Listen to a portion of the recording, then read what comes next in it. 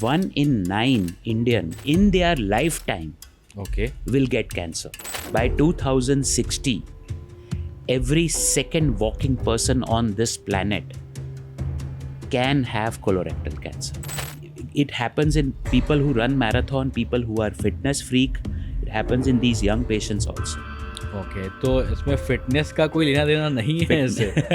That does not mean that you should not exercise. Cervix में there is one virus called HPV, human papilloma virus. Right. Multiple sexual partners या multiple sexual episode से ये infection body में लग सकता है. Breast cancer की बात करें तो इतना कॉमन होने का रीज़न क्या है? लेट मैरिजेस, बच्चे नहीं पैदा करना, बच्चों को ब्रेस्ट फीडिंग नहीं करना, obesity, alcohol, tobacco, sedentary lifestyle, processed foods. अगर 8 कारण को एक साथ आप ले लो, कि ब्रेस्ट कैंसर मेन को भी हो सकता है. 100%. वुमेन कॉन्डम्स भी आते हैं या फिर कॉपर्टीज आती हैं, तो इनकी इन्फेक्शन से क्या कभी ऐसा कोई केस आया है कि इससे कैंसर हुआ हो? एक लेडी थी जिसमें कॉपर्टी रह गई थी and she didn't remove. Okay. तो ओरल कैंसर के जो सिम्टम्स हैं वो क्या होते हैं? जो बोले सर जिंदगी में कभी कोई एडिक्शन था नहीं मुझे, न कभी पान की तरफ देखा, न कभी तम्बाकू की तरफ देखा, मुझे क्यों हुआ. हिडन कैंसर भी होते हैं. पेनक्रियाज का कैंसर, अब अगर उसके ऊपर आते हैं, very very unfortunate that we are still not able to diagnose pancreas in first stage. Okay. क्योंकि वो सिम्टम ही थर्ड स्टेज के बाद पैदा करता है. WHO का एक डेटा अभी रिसेंटली सामने आया है, उसमें बताया जा रहा है कि 2050 तक बहुत ज़्यादा कैंसर के केसेस, यानी कि 2 गुने केसेस बढ़ने वाले हैं. ये इतने ज़्यादा कैंसर के केसेस आखिर हो क्यों रहे हैं? और आपको पता है क्या कि एक हिडन कैंसर भी होते हैं जो आपको पता ही नहीं लगेंगे कि कैंसर हो गया है बॉडी में, बट कैसे पता लगेगा, इसको पता लगाने के लिए we have with us doctor Amish Vora. Thank you so much sir for your time. देखिए, सबसे पहले तो ये WHO वाला क्या रिपोर्ट आई है, बताया गया है कि 26,000 केसेस एवरी डे अफेक्टेड है, कोई मेंटली या फिर फाइनेंशियली, तो इस तरह से अफेक्टेड है. कहीं ना कहीं कोई सी फैमिली मेम्बर्स या फिर फ्रेंड्स कहीं से कोई ना कोई कनेक्टेड है. जो 26,000 बहुत बड़ा नंबर है सर, इसके बारे में क्या कहेंगे? इसको मैं दूसरे हिसाब से अगर समझाना चाहूँ तो 2025 में ICMR had come out with national cancer registry programme. उसमें उन्होंने ये देखा था कि 100 पीपल पर 100,000 पॉपुलेशन, 1 लाख लोगों में 100 लोगों को कैंसर होगा. ये कहाँ का डेटा सर? ये इंडिया का है, क्योंकि ये ICMR इंडिया बता का रहा है. डेटा है, ICMR का डेटा है. What it means is that के 1 in 9 Indian in their life time okay. Will get cancer. Dangerous. And cities like Delhi is worst, where 1 in 6 person in their lifetime will get cancer. So on an average अगर आप देखो साल में India में कम से कम 16 से 17 lakh cancer diagnose होता है. This is a huge data and a huge thing. Sir, reason क्या लगता है? आपने बोला दिल्ली, क्योंकि ये तो हमारे लिए शॉकिंग है. हम लोग यहीं पर बैठ के काम कर रहे हैं, दिल्ली NCR में बैठे हुए हैं. क्या रीज़न लगता है कि इतने ज़्यादा केसेस दिल्ली से क्यों हैं? I think the biggest culprit is the pollution. हम सबको पता है. And the lifestyle in Delhi, see Delhi Tier 1 का भी Tier 1 सिटी है. इतनी ज़्यादा फैसिलिटीज़ हो गई है, इतने ज़्यादा एवेन्यूज़ हो गए हैं कि we started living sedentary lifestyle. अब आपको मैं बोलूँ कि लास्ट आपने भाग के कब बस पकड़ा था? राइट. बस पकड़ा ही नहीं सर, बस मैंने पकड़ा ही नहीं है. बस ही नहीं पकड़ा है बहुत दिन मुझे से. अगर पूछोगे तो लास्ट 20 साल में Right. मैंने लोकल ट्रांसपोर्ट यूज़ ही नहीं किया है. ठीक है. In addition to that we are all having fast and processed foods. Third is pollution and fourth of course are the addictions और the lifestyle which is there. इससे आगे भी एक सबसे इम्पॉर्टेंट बात है जो हमारे काबू में नहीं है, is life expectancy. Okay. 1947 is the year when India got independent. उस टाइम पे average life expectancy was 49 years. Today, rural and urban, the life expectancy is 69 years. Okay. उसमें अर्बन में अगर आप ले लो तो 73 to 74 years is an average Delhiite or a Mumbaiite is going to live. Longer you live, more are the chances of mutation in your body and more are the chances of cancer. So age definitely is one of the biggest risk factor, but yes, we all want to live longer, so that is not the problem or that is not the solution. Okay. अच्छा sir, क्योंकि हम बात कर रहे हैं cancers की और body के हर पार्ट में मुझे लगता है लगभग लगभग कहीं ना कहीं किसी तरह से अफेक्ट हो सकता है कैंसर से। करेक्ट. तो ये सबसे मोस्ट कॉमन कैंसर्स की बात करें तो वो कौन से होते हैं जो अभी देखे जा रहे हैं? So males and females both put together, अगर दोनों को हम साथ में ले तो breast cancer is number 1. Second, males and females लेके मैं बोल रहा हूँ, lung cancer is number 2. Third is your ovarian cancer. Fourth is cervical cancer जो फीमेल्स में ही होता है, ovary and cervix. And fifth is colorectal cancer, large intestine ka. So I'll tell you a very interesting story of large intestine. It is said by 2060, every second walking person on this planet can have colorectal cancer. Okay Every second walking person on this planet. Okay. Colorectal cancer is moving that rapidly. इसका असर reason क्या हो सकता है? Lifestyle? Maximum is lifestyle. In fact colorectal cancer एक ज़माने में 50-60 साल के बाद ही होता था. अगर आप अभी देखो, पिछले 4 साल पहले राजीव गांधी कैंसर इंस्टीट्यूट ने यंग रेक्टल कैंसर का 700 पेशेंट का डेटा निकाला है. And young means age young age 30. And if you open up any Google anything, it happens in people who run marathon, people who are fitness freak. It happens in these young patients also. Okay, तो इसमें fitness का कोई लेना देना नहीं है इससे? That does not mean that you should not exercise. Obesity per se is responsible for 15 different cancers. Okay. So it is not that कि आपको exercise नहीं करनी है, definitely exercise करनी है. In fact, अगर आप देखोगे national cancer institute Bethesda USA, उन्होंने एक स्टडी बाहर निकाली थी, 15 लाख लोगों में की थी. Okay. If you walk 5 times a week and if you do aerobic activity 3 times a week versus you just leisure walk, okay. 15 different cancers including colorectal cancer, the incidence had reduced. What I was trying to say is that even the fit person can have cancer. कई बार क्या होता है ना, people who run marathon, people who are fit, they don't have any addictions. In fact, these are the people sometimes they ignore the cancer symptoms. क्योंकि उनको लगता है मुझे नहीं हो सकता. राइट, क्योंकि That's why I said that. वही अभी जो हमने हिडन कैंसर्स की बात करी उसके बारे में भी हम लोग आपको बताने वाले हैं कि आखिर ये होते कैसे हैं और कहाँ होते हैं, जो आपको पता ही नहीं चलेंगे. और मुझे लगता है डॉक्टर साहब, जितनी जल्दी कैंसर पता चल जाए कि कहाँ पर है, उतना ज़्यादा प्रिवेंशन हो सकता है मेरे ख्याल से उसके हिसाब से. Absolutely right. So I'll tell you, stage 1 breast cancer 95% patient में ज़िंदगी भर के लिए क्योर हो जाता है. ओके. वही stage 4 cannot be cured.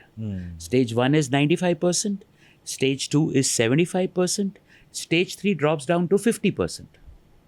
तो स्टेज 1 और स्टेज 3 में अगर आप देखो तो खाली 3 सेंटीमीटर का फासला है, पर वो 3 सेंटीमीटर अगर हम कवर करते हैं, उससे पहले हम डायग्नोस करते हैं, almost nobody will die of breast cancer.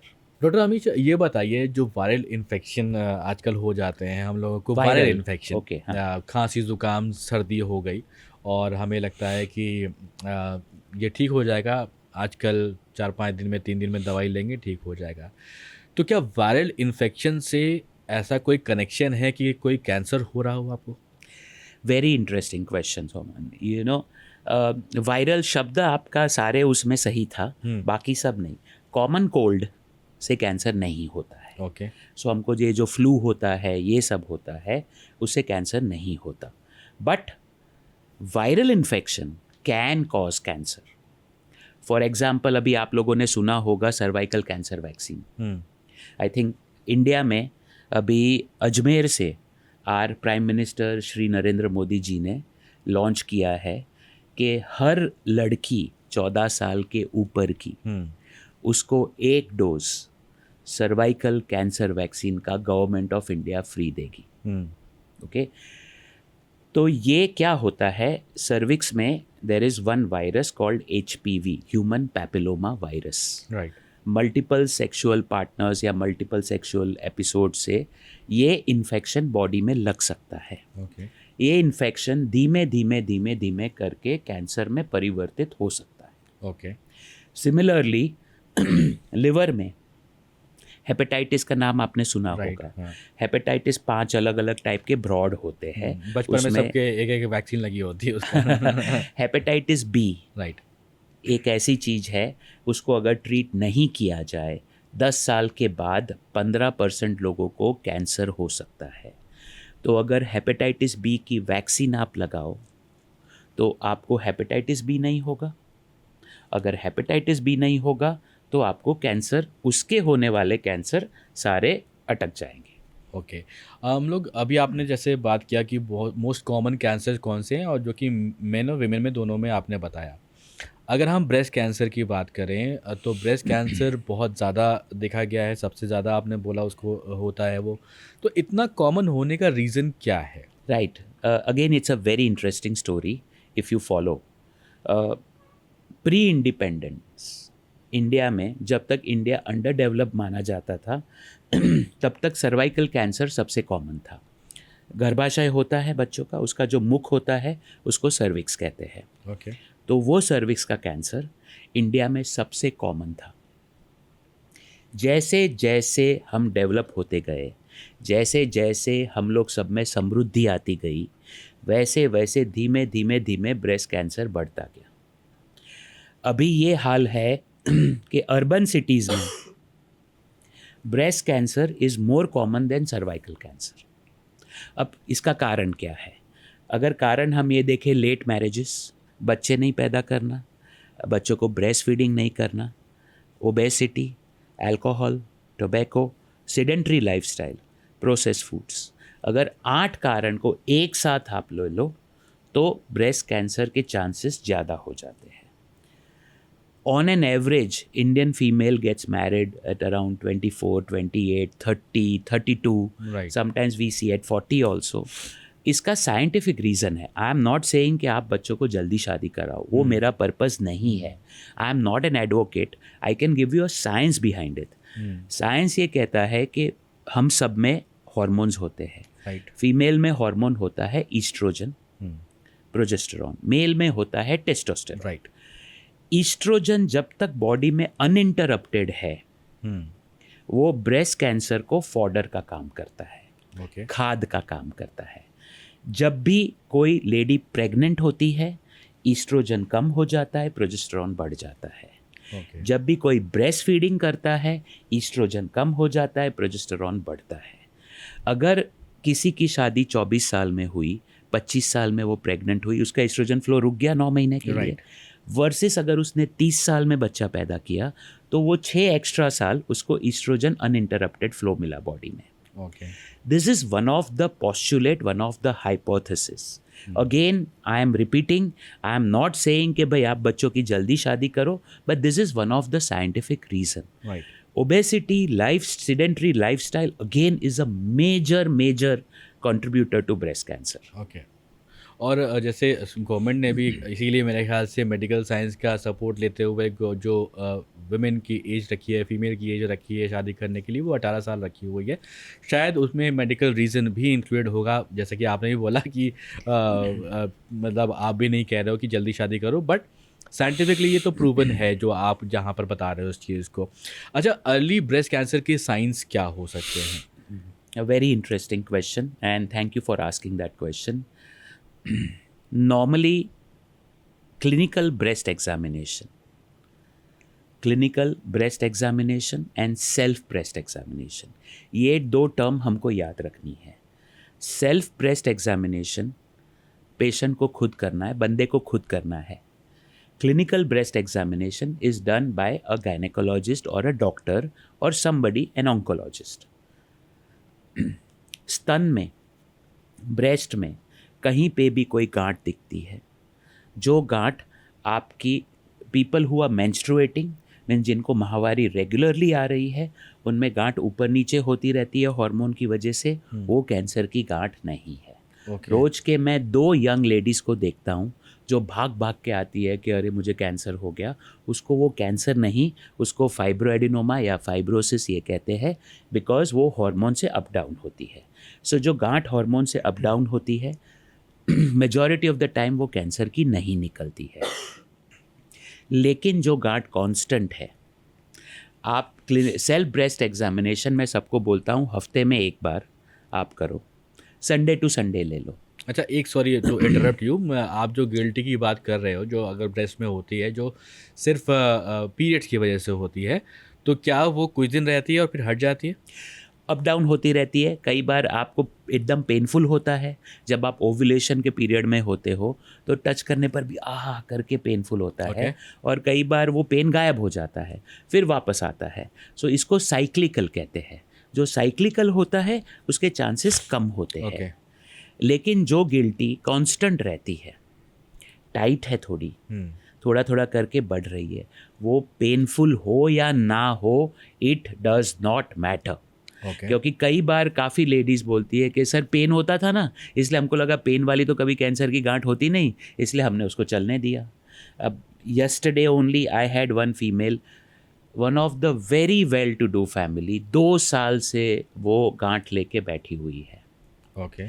मुझे डर है कि कहीं वो शरीर में फैल ना गया हो जो चीज़ और उसने खुद ने बोला कि सर 2 साल पहले मैंने एक छोटी गिल्टी देखी थी, अब वो बड़ी होते होते इतनी हो गई। तो अभी भी पता नहीं, भगवान करे वो जल्दी ठीक हो जाए, लेकिन अगर 2 साल पहले आते तो 96% चांस था डेफिनेटली ठीक हो जाती।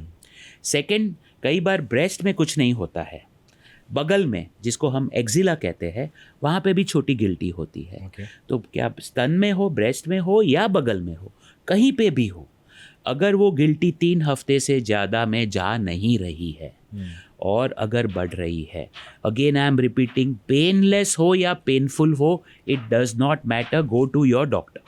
अच्छा सर, अगर मेन ब्रेस्ट की बात करें तो क्या ये पॉसिबिलिटी है कि ब्रेस्ट कैंसर मेन को भी हो सकता है? 100%। 1% of entire breast cancer belong to male breast cancer, Okay. and we all 1%. have patients. Yes, we all have patients. Okay.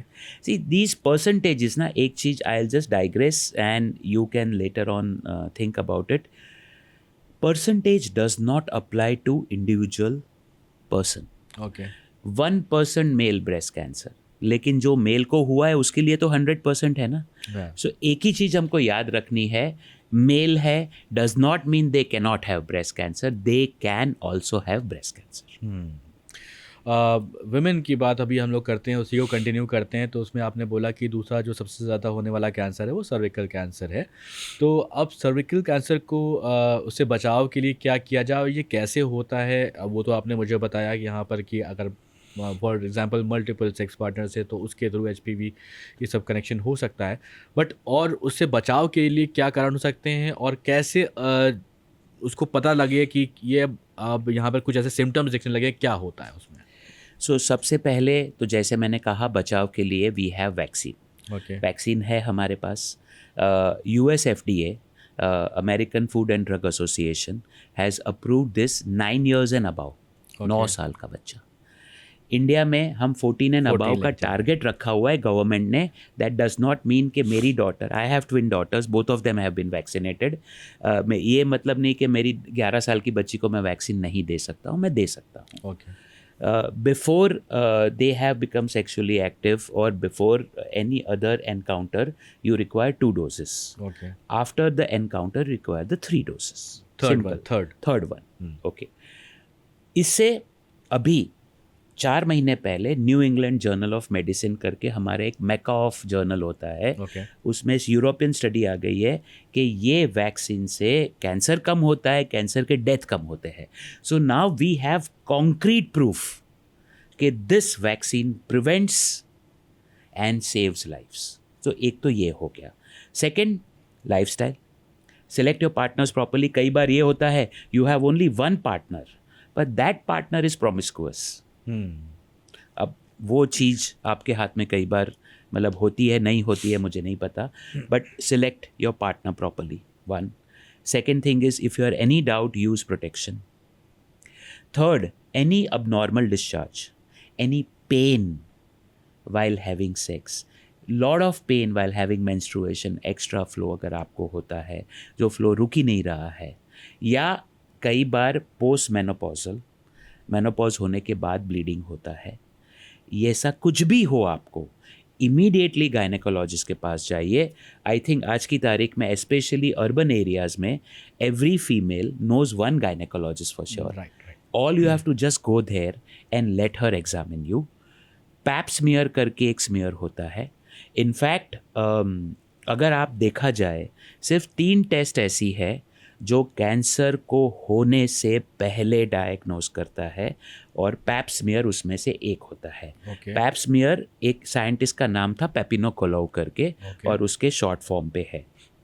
आपका नीचे वजाइना में एक स्पेकुलम डाल के एक सर्विस के आजू बाजू का फ्लूइड टेस्ट होता है. It takes 30 seconds to collect the pap smear. Ideally 3 साल में एक बार हर lady who is into marriage or into sexual activity should get examined. In fact, unmarried females को भी चेक करना चाहिए 3 साल में एक बार. पर इंडिया में क्या हमारा इंसिडेंस है? WHO ने बोला है ज़िंदगी में एक बार करा लो तो भी चलेगा. So that's where we are far behind. And this can diagnose before the cancer has even started. So if you treat the pre-cancerous lesion, you will never have cancer. So pap smear prevents cancer, not just diagnosis, it prevents cancer from happening. And once in 3 years, every lady should go to the gynecologist and ask them, am I ready or am I eligible for pap smear? आजकल women use करती हैं, women condoms भी आते हैं या फिर कॉपर्टीज़ आती हैं, तो इनकी इन्फेक्शन से क्या कभी ऐसा कोई केस आया है कि इससे कैंसर हुआ हो? Chronic infection, अगर मतलब it is not a very well establish science, पर एक लेडी थी जिसमें कॉपर्टी रह गई थी एंड शी डिडंट रिमूव. और 20 साल से इन्फ्लेमेशन हो रहा था. कोई भी नासूर कैंसर में परिवर्तित हो सकता है. ये एक हाइपोथेसिस है, एक हमारा थीसिस है डॉक्टर्स का, तो वो एक कारण हो सकता है. Second, oral contraceptives increases breast cancer risk little bit. I'm not saying बहुत ज़्यादा, because contraception is very important. But oral contraceptive use again and again increases little bit of breast cancer. So a person should be careful in what they are doing. अब हम लोग mains की तरफ बढ़ते हैं. सो mains cancer में जो सबसे ज़्यादा मुझे लगता है मोस्ट पॉपुलर कैंसर है वो ओरल कैंसर है, क्योंकि बहुत ज़्यादा च्यूएबल आइटम्स जो खाते हैं लोग. इवन गवर्नमेंट ने अब तो उसके ऊपर फ़ोटो भी बना दी है, अगर आप स्मोक करते हो या फिर आप कुछ पान मसाला टाइप का कुछ खाते हो, तो ओरल कैंसर के जो सिम्टम्स हैं वो क्या होते हैं? 2 चीज़.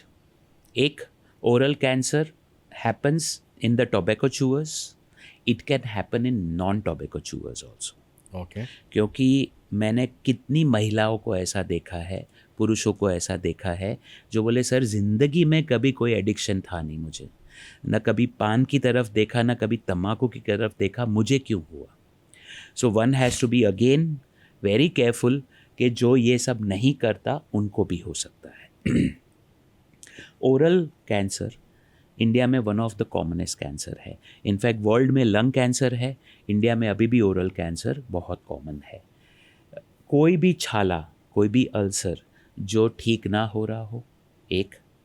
दूसरा, अगर ओरल कैंसर से यहाँ से कहीं से गिल्टिया अगर दिखती है, कई बार मुंह में अंदर सिम्टम नहीं होता है पर यहाँ पे गिल्टिया दिखती है, जिसको हम सर्वाइकल लिम्फ नोड कहते हैं. थर्ड, सफ़ेद रंग का patch which is called as leukoplakia. Leuko means white, plakia means patch. अगर सफ़ेद कलर का पैच आपको कहीं पे भी मुंह में दिखता है अंदर की तरफ, आप मुंह करते हो, आप ब्रश करते हो, तो यू कैन ऑलवेज सी. अगर वो जा नहीं रहा है तो वो कैंसर का अर्ली स्टेज हो सकता है. इरिथ्रोप्लेकिया, सेम लाल रंग का, आपका जो पूरा का पूरा जो पैलेट होता है एक पर्टिकुलर कलर का होता है, वो कलर से अलग कलर, सफ़ेद या लाल हो, एक पैच हो जो जा नहीं रहा है, ये कैंसर का फर्स्ट स्टेज या प्री कैंसरस लीजन हो सकता है। अगर इसका इलाज किया जाए, इलाज सिंपल है, आपको अपना एडिक्शन बंद करना है। एंड नॉन टोबैको चूअर्स में one of the commonest reason for having tongue cancer specially is नुकीले दांत, okay, sharp teeth. What happens is that the sharp teeth continuously pokes on your tongue. एक अल्सर बनाता है, वो अल्सर बनते बनते बनते बनते इन्फ्लेमेशन और वो कैंसर हो सकता है। सो नुकीले दांत can be one of the reason. Unhygienic way of leading life also can be one of the reason. अच्छा, जो आप बोल रहे थे कि मतलब नॉन टोबैको चूअर्स जो होते हैं, अगर वो पान मसाला नहीं खा रहे हैं तो उसमें तो एक रीज़न तो मुझे समझ में आया कि शायद नुकीले दांत से हो सकता है, उसमें एक रीज़न। और क्या रीज़न हो सकते हैं सर उसमें? अनहाइजीनिक कंडीशंस, और कभी कभी हम जब कुछ भी नहीं समझ में आता है तो हम जेनेटिक्स को ब्लेम करते हैं। So sometimes genetics also play, sometimes people who are, as I said, unhygienic, they don't take care of their mouth well, कई बार खाना फंसा रहता है, कुछ होता है, उनमें चांसेस हो सकता है। But majority of the times we also try to find out why this person had cancer. अच्छा, ऐसा है क्या कि लिवर कैंसर मेंस को ज़्यादा होता है in comparison to women? Men drink more alcohol, one. So apart from alcoholic disease, other things में men को liver cancer ज़्यादा नहीं होता. Alcoholic liver disease gets converted into cirrhosis. Cirrhosis means liver failure, okay, and that then leads to liver cancer. But अभी epidemic है non alcoholic fatty liver disease, okay, जिसको NAFLD, उसका बहुत सारे नाम चेंज होते रहते हैं, गैस्ट्रोएंटरोलॉजिस्ट नाम चेंज करते हैं, बट बॉटम लाइन ये है कि जो अल्कोहल नहीं लेते उनमें अगर ओबेसिटी ज़्यादा है उसमें भी लिवर डिजीज़ होता है। तो अगर आज की तारीख में आप लिवर कैंसर देखो तो 60% अगर आप अल्कोहलिक रिलेटेड होते हैं तो 40% नॉन अल्कोहल रिलेटेड होते हैं। ओके। फैटी लिवर की आपने यहाँ पर जिक्र किया, तो फैटी लिवर कनेक्ट कर सकते हैं उसको हम cancer? Fatty liver can lead to cirrhosis, cirrhosis will lead to liver cancer. Okay. अब हम आते हैं अपने हिडन कैंसर्स की तरफ, क्योंकि ये बहुत बार देखा गया है, लोगों को पता ही नहीं चलता है और बहुत देर हो जाती है जब तक पता चलता है। तो एक होता है पैनक्रियाज कैंसर। तो सबसे पहले तो आपसे मैं ये समझना चाहूँगा, एक क्लास के छोटे बच्चे की तरह मासूम सवाल मैं पूछता हूँ। एक मासूम सवाल ये कि पैनक्रियाज का काम क्या होता है और ये पैनक्रियाटिक कैंसर क्या होता है? सो सोबान, तुम दिखते भी मासूम ही हो। सो पैनक्रियाज हमारे पेट में, आप ये समझ लो, खाना खाते हैं, इसोफेगस से स्टमक में जाता है, डिओडिनम में जाता है। जब स्मॉल इंटेस्टाइन का पहला पार्ट होता है उसको डिओडिनम, वो सी शेप का होता है, वहाँ पैनक्रियाज एक लंबा लीफ के जैसा होता है। पैनक्रियाज का काम है हार्मोन का बैलेंस बनाना, मोटा मोटी अगर मैं आपको बताऊँ। स्पेशली अगर आप देखो तो इंसुलिन, डायबिटीज़, इंसुलिन दोनों कॉमन है, तो इंसुलिन डेफिशिएंसी पैनक्रियाज के डिजीज़ में हो सकती है। कभी कभी पैनक्रियाटिक उसमें इंसुलिन ओवर प्रोडक्शन भी होता है, जिसको हम इंसुलिनोमा कहते हैं। That is also one of the hidden tumours. जब पैनक्रियाज, फॉर एग्जाम्पल, अगर आपको कोई इन्फेक्शन हुआ है या अल्कोहल बहुत ज़्यादा पीते हो तो there is something called as a pancreatitis. Okay, Any itis means inflammation. Okay, तो pancreatitis means inflammation of the pancreas. Inflammation of the pancreas में हार्मोन की गड़बड़ आ जाएगी, ठीक है। डाइजेशन गड़बड़ आ जाएगा, तो आप कुछ खाते ही आपको प्रॉब्लम हो सकता है, पेट फूल सकता है, ये सब हो सकता है। पैनक्रियाज का कैंसर, अब अगर उसके ऊपर आते हैं, very very unfortunate that we are still not able to diagnose pancreas in first stage, okay, क्योंकि वो सिम्टम ही थर्ड स्टेज के बाद पैदा करता है। और ये ऐसा हमारे देश में नहीं, ये हर वर्ल्ड जगह वाइड पे है। है, वर्ल्ड वाइड ये है। Okay, first stage of pancreas उनको ही डायग्नोज होता है, 2 जन को होता है। एक, कोई और चीज़ के लिए आप सर्जरी के लिए गए और आपने डिटेल में इन्वेस्टिगेशन किया, फॉर एग्जाम्पल किसी को गॉल स्टोन है, ओके। आप गॉल स्टोन के लिए आपने गॉल ब्लैडर की सर्जरी का प्लान किया, आपने डॉक्टर आपको बोलते हैं यार अल्ट्रासाउंड या सीटी स्कैन भी करा लो साथ में कि भाई सिंपल गॉल ब्लैडर निकालना है, और पता चला एक पैनक्रियाज में छोटी सी सिस्ट है 3 सेंटीमीटर की जो कैंसर हो सकती है। ओके। या दूसरा जो रैंडमली हर साल अपना टेस्ट कराते रहता है या हर 6 महीने में अपना टेस्ट कराता है। Third, we can't say that but it is true, covid में मेजॉरिटी ऑफ द पीपल जिसको कोविड हुआ वो लोग सीटी स्कैन कराते थे। ओके। तो उसमें incidental first stage of lung cancer, incidental first stage of gall bladder and pancreas cancer diagnose हुए हैं। और इनके कोई सिम्टम्स पता नहीं लग रहे होते हैं। फर्स्ट स्टेज में more than 90% of the patients don't have any symptoms. Okay. So today if I feel that I am fit and fine, I don't have any symptoms, 5 साल तक मैंने कोई टेस्ट नहीं करवाया, हो सकता है वो पनप रहा हो। Who Okay. knows? और थर्ड स्टेज में जो आप बोल रहे हो कि उसमें सिम्टम्स थोड़े दिखने शुरू होते हैं, तो वो किस तरह के सिम्टम्स होते हैं? So पैनक्रियाज में हेड, बॉडी एंड टेल कहते हैं हम। ओके। 3 पार्ट होते हैं। हेड ऑफ पैनक्रियाज में पीलिया बढ़ता है कैंसर में, क्योंकि वो डक को ब्लॉक करता है। टेल ऑफ पैनक्रियाज सबसे घातक कैंसर है, वो थर्ड स्टेज तक भी कई बार सिम्टम नहीं पैदा करता है। जब वो कैंसर फोर्थ स्टेज में जाके लंग में गया या पेट में फैला और पानी भरा या सांस फूलने, तब जाके पता चलता है। Tail of pancreas we feel is one of the worst cancers because we just can't diagnose them early. So बाहर बॉडी में क्या हो रहा होता है, मतलब कुछ ऐसा weight nausea, loss, weight loss? हाँ। वेट लॉस हुआ आपका, खाना आप बोलोगे यार जब भी खाना खाता हूँ ना थोड़ा अच्छा मज़ा नहीं आता है, पेट भारी भारी सा हो जाता है, ऐसा होता है। So that is also more of the body of the और ये सब आपके थर्ड स्टेज में हो रहा है? मोटा मोटी third, more than 90% of the patients में थर्ड स्टेज में। तो इसमें तो आदमी एंटासिड खा के जो है चैन से बैठ जाता है। So true, so true. We have had patients who 5-5, 6-6, 7-7 साल तक just they pop antacids like pills and then many a times they have cancer. अब एक और हिडन कैंसर की बात करते हैं, वो है बोन मैरो कैंसर। अब इसके बारे में भी पता नहीं लगता है, वो ऐसा क्यों होता है? बोन मैरो क्या करता है? बोन मैरो शरीर में खून पैदा करता है। अब खून क्या पैदा होता है? हीमोग्लोबिन हो गया, WBC काउंट हो गया, प्लेटलेट काउंट हो गया। One second very interesting thing, and since you talked about the hidden cancer, Right. there are 2 types of bone marrow diseases. One is acute and one is chronic. Okay. Acute में cancer पनपता भी है और मरता भी नहीं है। Okay. Chronic में कैंसर पनपता नहीं है, खाली मरता नहीं है cells, normal cells, they don't die. So इसलिए 5 साल, 10 साल, 15 साल तक सिम्टम्स भी नहीं होते हैं। अब for example there is something called as a CLL। Difference sir समझ में नहीं आया, क्योंकि मुझे लगा कि सिमिलर सी बात हो गई। ओके, तो अगर आप थोड़ा सा और डिटेल मैं में बताता हूँ। तो क्रॉनिक में क्या, जैसे 1 का 2 कैंसर सेल हुआ, ठीक है। 2 का 4, 4 का 8, बढ़ता 8 चला का गया। 16, टक Right. टक टक टक टक बढ़ता है। ये एक्यूट, ओके। राइट। खटाखट। क्रॉनिक में 1 का 2 फटाफट नहीं होता, ओके। वो 1 सेल जो है वो मरता ही नहीं है। ओके, वही तो मल्टीप्लिकेशन नॉर्मल रेट में ही हो रहा है जो नॉर्मल सेल्स में हो रहा है, पर वो कैंसर सेल्स मरते नहीं, इसलिए वो धीमे धीमे धीमे धीमे धीमे करके एक कैंसर बनते हैं। ओके। ये कई बार सिर्फ CBC में पता चलता है, जब आदमी रूटीन CBC करता है right. उसमें WBC काउंट थोड़ा बढ़ा हुआ होता है, वो होता है।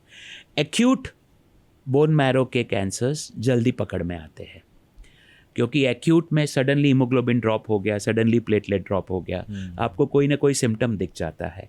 क्रॉनिक में नहीं दिखता है। Second, sorry, I am taking the clue from the hidden cancers. Right. I always want to point out ovarian cancer in females. UK में ओवेरियन कैंसर 100 में से 60 लोगों को फर्स्ट स्टेज में डायग्नोस होता है। इंडिया में 100 में से 70 लोगों को थर्ड स्टेज में होता है, because India by culture, especially females or the ladies or the women of our society are told to bear the symptoms. Okay. कई बार मतलब कम ऑन, मतलब यू आस्क योर दादी, यू आस्क योर नानी, दे से यार थोड़ा बहुत तो उम्र के साथ होता ही है, क्या हर चीज़ का हम इलाज कराएंगे करके। अगर 3-4 हफ्ते तक पेट फूला हुआ है या आपको कोई तकलीफ होती है, ultrasound of the abdomen and one simple blood test called as CA-125। अगर आप ये 2 कराते हो तो 3rd स्टेज के ओवेरियन कैंसर 1st स्टेज में भी पकड़े जाते हैं। 1st stage ovarian cancer 95% cure rate, 3rd stage ovarian cancer 50% cure rate. इसमें सर अगर थोड़ा सा डिफरेंस करें cervical cancer and ovarian cancer, ये सर्विकल के बारे में हमने काफ़ी कुछ समझ लिया, बस डिफरेंस समझना है और ओवेरियन कैंसर के होने के रीज़न क्या होते हैं। सो अगेन सर्विक्स कहाँ है, ओवरीज कहाँ है? मोटा मोटी गर्भाशय है जिसमें Right. बच्चा पैदा होता है और वहाँ से अंडकोश आते हैं जिसको एग्स कहते हैं। वो साइड में 2 बलून जैसे गर्भाशय से चिपके हुए 2 बलून होते हैं जो ओवरी कहते हैं। ओवरी में एग्स बनते हैं, वो एग्स यूट्रस में आते हैं, एग्स और स्पर्म का कनेक्शन होता है और बच्चा होता है। गर्भाशय का जो नीचे का मुख होता है उसको सर्विक्स कहते हैं। वो सर्विक्स हो गया, ये ओवरी हो गया। Again ovary cancer and breast cancer आप समझ लो ऑलमोस्ट हार्मोन रिलेटेड है। ओके। सो जितने जितने ब्रेस्ट कैंसर होने के जो हाई रिस्क फीचर्स है वही high risk features ovary cancer के भी हो सकते हैं। तो इसमें अगेन हार्मोन, लाइफस्टाइल, ये सब आर द रीजंस जो हर चीज़ ब्रेस्ट कैंसर को बढ़ा सकता है। I again repeat at the cost of repetition, I say that कि ओवरी कैंसर 1st स्टेज में डायग्नोज करना बहुत ज़रूरी है, हमारे हाथ में है, आसानी से हो सकता है। And specially Gen Z, Gen Y, जो भी आप बोलो, they have to make sure that all the elderly people or their mothers or their aunties or their grandmothers, if they find something is different in their abdomen, please take them to the doctors early so we can save these most important ladies of our family. Okay.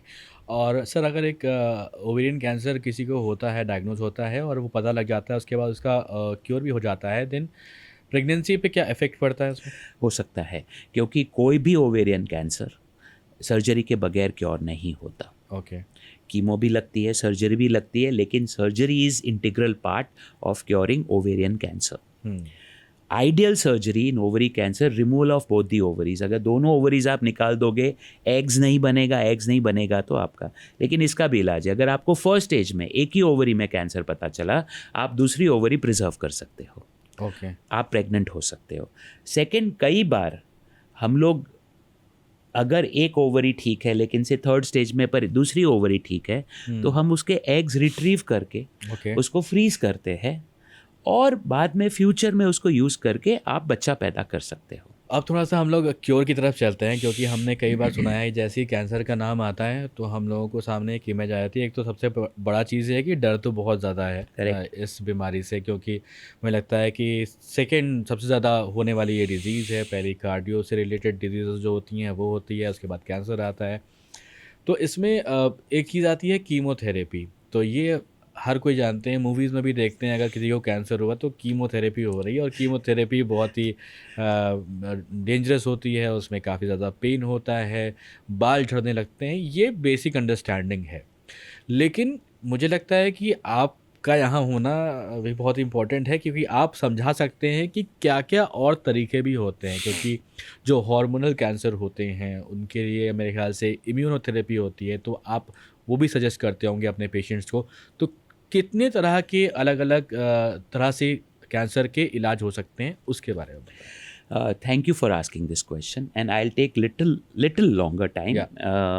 So 3 branch में मोटा मोटी cancer की treatment divide हुई है। Surgeon, surgical oncologist जो radiation देते हैं, radiation oncologist, और मेरी फील्ड जिसको मेडिकल ऑन्कोलॉजिस्ट कहते हैं।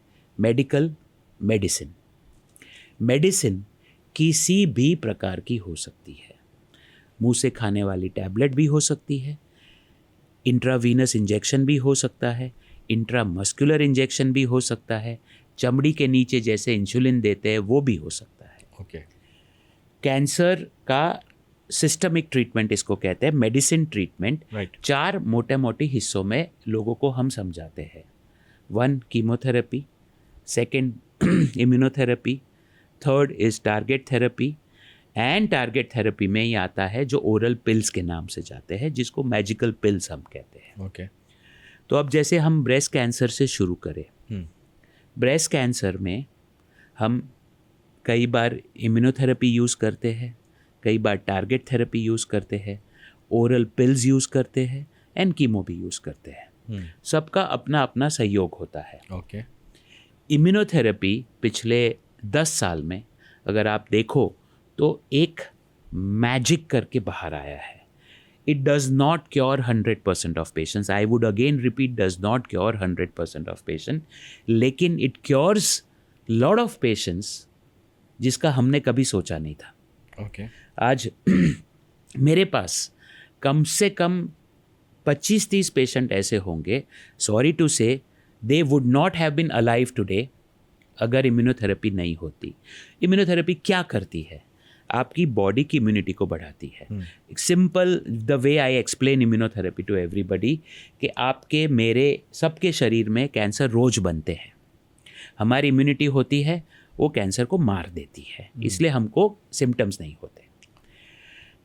कैंसर सेल स्मार्ट होते हैं, वो इम्यूनिटी के साथ हाथ मिला लेते हैं। इम्यूनिटी बोलती है या तो अपना ही भाई है, उसको मारता नहीं है, कैंसर पनपता है। इम्यूनोथेरेपी दोनों के बीच में रोड़ा लगा देती है। अचानक इम्यूनिटी जाग जाती है कि अरे ये तो फॉरेन सेल्स है, मारो उसको। और इसके अलावा इम्यूनोथेरेपी वो इम्यूनिटी को 10 गुना ज़्यादा स्ट्रॉन्ग बना देती है। So that's how the cancer cells are killed. Okay. Now what is target therapy? Target therapy can be oral, can be intravenous. Target means एक पर्टिकुलर टारगेट, जैसे कीमोथेरेपी है ना, वो बॉम्ब है। यहाँ पे मैंने बॉम्ब डाला, यहाँ जितने लोग हैं सब मर जाएंगे, अच्छे लोग भी मरेंगे, मेरे जैसे बुरे लोग भी मरेंगे। लेकिन टारगेट थेरेपी जो है, वो टारगेट थेरेपी सिर्फ बंदूक जैसी ओनली कैंसर सेल्स को मारती है। Okay. Now this is the result of research happening for last 100 years।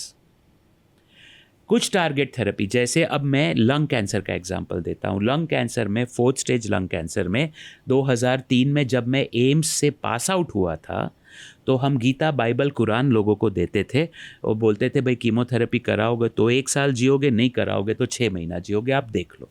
आज की तारीख में 60 to 70% of lung cancer patients are treated by oral tablet. No chemotherapies, no target therapies. और लंग कैंसर में भी 20 to 30% पेशेंट्स को immunotherapy देने पे वो लंबा जीते हैं। So medical oncology is not synonymous with chemotherapy alone. Okay. Lot of targets are happening. Third, आपने बोन मैरो का बोला था। बोन मैरो में there is something called as a CAR T cell therapy. अगर आपने सुना होगा, it's another coming out to be a magical way of treating bone marrow cancers और लिम्फोमास, जो लिम्फ ग्लैंड के कैंसर्स होते हैं। अगेन ये क्या करते हैं, आपके शरीर से, आपके ट्यूमर से सेल्स लेते हैं, जो इम्यूनिटी सेल्स है उसको मिलियंस में ग्रो करते हैं लैब में, और वो मिलियन सेल्स वापस आपके बॉडी में इंजेक्ट करते हैं। तो एक फाइटर 1 लाख 1 करोड़ फाइटर बन के बॉडी में वापस घुस के कैंसर को मारता है। सुनने में बहुत अच्छा लगता है। It does not mean it kills 100%, but it does kill and does cure patients who would not have been cured otherwise. Okay. अच्छा, मेरा ऐसी सवाल ये आया कि अगर हार्मोन से होने वाले जो कैंसर्स हैं, मेरे ख्याल से ब्रेस्ट कैंसर भी वही है, ब्रेस्ट, ओवरी, प्रोस्टेट, राइट। तो इम्यूनोथेरेपी जो है, क्योंकि वो हार्मोन से रिलेटेड है, अब यहाँ पर आपकी जो इम्यूनिटी है उसको स्ट्रॉन्ग कर रही है, और इम्यूनिटी का मतलब यही है हार्मोन हो गया। तो क्या सिर्फ इम्यूनोथेरेपी से ही ये ट्रीट हो सकता है कैंसर, या फिर इसमें अलग अलग स्टेजेस पे अलग अलग तरह के थेरेपीज़ का इस्तेमाल होता है? सो Soban, I would say little bit different understanding. Immunotherapy is not hormone therapy. Okay. So let me give an example. Estrogen, जैसे मैंने पहले बताया, ब्रेस्ट कैंसर के वो खाद का काम करता है। हार्मोन थेरेपी ईस्ट्रोजन को पनपने से रोकती है। सिमिलरली प्रोस्टेट में टेस्टोस्टेरॉन इज अ डेंजर, वो खाद का काम करती है। तो टेस्टोस्टेरॉन को अगर आप रोकोगे हार्मोन ट्रीटमेंट से, in fact you will be surprise कि जिसने ये ढूंढा था उसको नोबेल प्राइज मिला था प्रोस्टेट कैंसर के लिए।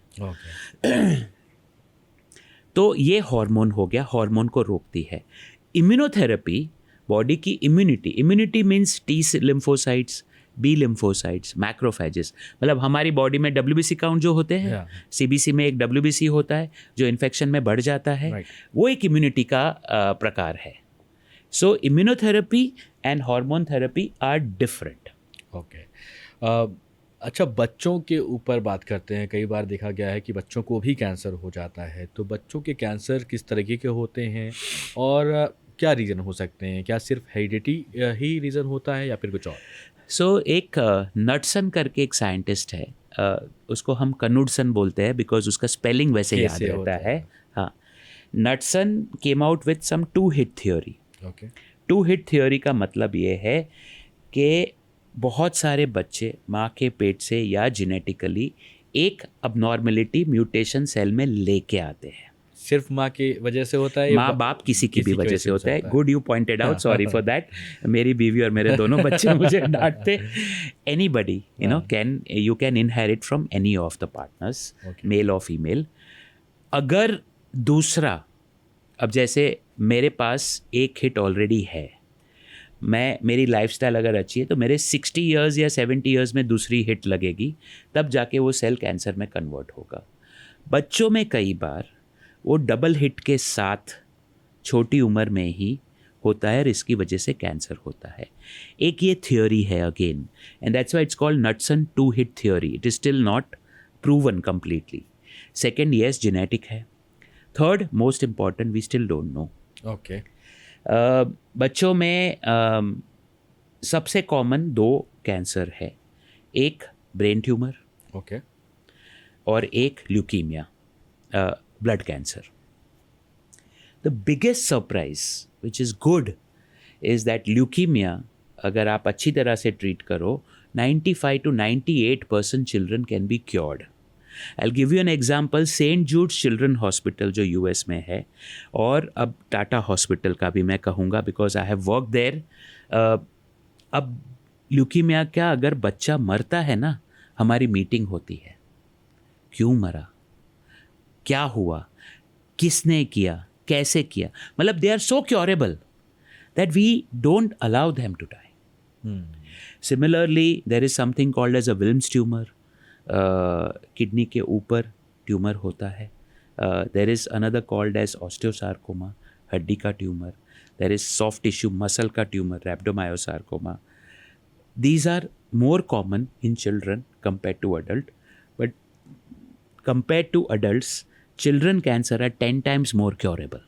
मुझे लगता है कि अब हमने बहुत सारी बातें कर ली हैं कैंसर के ऊपर. अब जाते जाते मैं आपसे एक सवाल पूछना चाहूँगा कि अगर इंडियन फैमिलीज़ यहाँ पर उनको कुछ एडवाइस करना हो, 3 वो एडवाइसेस कौन सी होंगी कि वो क्या करें जिससे वो कैंसर से बच पाए?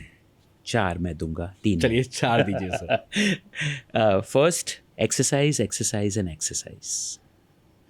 Reduces stress also. We have not talked about stress some other time. Yeah. Second, stay away from processed foods. Okay. Third, stay away from addictions. Okay. And fourth, vaccinate. Okay. These are the 4 things which are in our hand and we can cure. These are the last things. You can not allow me to say the last sentence, but I'll tell you, Mediterranean diet अगर आपने सुना होगा, ये कहाँ से आया है? Europe के certain cities में people live longer and longer and longer. So किसी ने रिसर्च किया कि भाई इतना लंबा क्यों जीते हैं ये लोग. So these were the people who were eating food which was seasonal and which was available within the 5-kilometer radius of their houses. Okay. ताज़ा खाना खाओगे, ताज़ा उगा हुआ खाना खाओगे, फर्टिलाइज़र एंड प्रिजर्वेटिव के बगैर का खाना खाओगे, आप लंबा जियोगे. सर ताज़ा खाना कैसे खाएंगे वो बताइए. यहाँ पे हर चीज़ में तो मिलावट है. बिस्लेरी की पैक्ड बॉटल में तो एसिड मिल जा रहा है. I agree. And again as I said, कई बार तो मुझे सरप्राइज लगता है कि इतना सब होने के बावजूद भी हम ऐसे बात कर पा रहे हैं. राइट. क्योंकि मतलब आप देखिए, आप भी देखते हो कि सर अवेयर हो गया, आप करंट अफेयर से अवेयर रहते हो, क्योंकि कहाँ पे भी आप देखो वाटरमेलन, कोई सोच सकता है वाटरमेलन में अगर उसको कोई कंज्यूम करेगा उसकी डेथ हो जाएगी. ऐसा मतलब आदमी सोच भी नहीं सकता है. Unfortunately the selfishness and cruelty Right. has increased as we have prospered. It starts from there, and that's why one of the famous lawyer of Delhi had told me once that ethics is always about the law, about the law. Law के हिसाब से मैं बहुत कुछ manipulate कर सकता हूँ, क्या मेरा ज़मीर मानता है वो? मेरा ज़मीर ही खराब है तो भगवान बचा ले किसी को। ठीक है, इसलिए ये देखिए बहुत अच्छी एडवाइस है। हमें कैंसर के अलावा अपनी ज़िंदगी में भी जो एडवाइसेस है डॉक्टर वोरा से हमने यहाँ पर ली। Thank you so much doctor Vora, बहुत ही informative Thank you so much. बातचीत रही और होपफुली आप लोगों को भी ये पॉडकास्ट सुनकर मज़ा आया होगा, इन्फॉर्मेशन मिली होगी। लेकिन एक बात मैं इंपॉर्टेंटली यहाँ पर कह दूँ कि ये सिर्फ इन्फॉर्मेशन पर्पज़ से था। अगर कोई भी सिम्टम्स आपको लगते हैं तो आप डॉक्टर वोरा से कनेक्ट कर सकते हैं, या फिर अपने शहर में, जिस भी शहर में, Correct. वहाँ पर अपने डॉक्टर से ज़रूर कनेक्ट कीजिए, उनको बताइए कि क्या सिम्टम्स हैं। और इस पॉडकास्ट को देखने के बाद आपका क्या कोई सवाल है तो आप कमेंट बॉक्स में ज़रूर बताइएगा। फिलहाल इस वीडियो में, इस पॉडकास्ट में इतना ही। मैं था आपके साथ Soban. Thank you so much for watching. Have a great day ahead. Bye bye.